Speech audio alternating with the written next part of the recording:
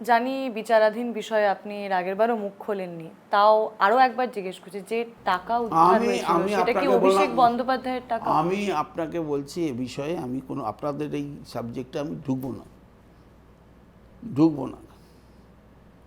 তার কারণ হচ্ছে এটা ঢোকাটা বোধহয় আমার একজন বিচারাধীন বিষয়ে কথা বলাটা বিচারালয়ের বাইরে, সেটা টিভির সামনে বসে আমি একটা আরো নতুন করে বিবাদে জড়িয়ে পড়বো, এটা সেটা আমার কি যা জুডিশিয়াল ভয়ের কারণে নাকি অন্য কোনো ভয়ের কারণে? আমার তো বলছি এটা আইন আদালতের ব্যাপারে বিচার্য বিষয়ে কথা বলবো না। কিন্তু মানুষ তো জানতে চাইছে, মানুষ জানবে, আগেরবারও মানুষ তো কোর্টে গিয়ে জানবে, আপনাদের কাছে জানতে চাইবে কেন? এটা কি কথা? মানুষ তো জানতে চেয়েছে, আর মানুষ তো দেখেছে, সব কিছু দেখেছে কীভাবে কী হচ্ছে।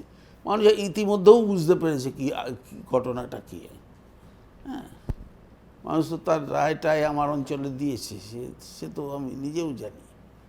কিন্তু আমি এটা বিচার্য বিষয় বলে আমি যা বলবার আমাকে তো বলতে হবে কোনো না কোনো সময়। আপনারা অধৈর্য হলে আপনাদের চলবে কি করে? রাত দিন 7 দিন চলবে কি করে? আপনাদের রাত দিন 7 দিন চলতে গেলে তো একটু ধৈর্য এবং সহ্য দুটোই করতে হবে। তাহলে কি আমরা জানতে পারবো আসল টাকাটা কার ছিল? সেই গল্পটা কি কোনোদিন জানতে পারবে? আপনারা টাকা নিয়ে ভাবছেন কেন? তো এ তো মহা মুশকিলের ব্যাপার। টাকাহীন কি দল হতে পারে নাকি? যারা শাসক তারা ভরসাহীন আর ভয় আউট ভরসাহীনে কত অর্থ ব্যয় করেছে আপনাদের কোনো আইডিয়া আছে?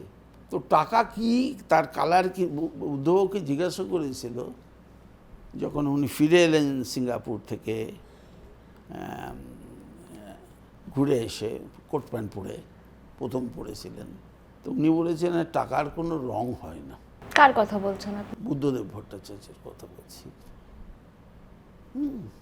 আর আমি বলছি যে বিচারালয়ে গিয়ে ঠিক সময়ে জানতে পারবেন যে উৎস কোথায়, কী আছে, কী বৃত্তান্ত।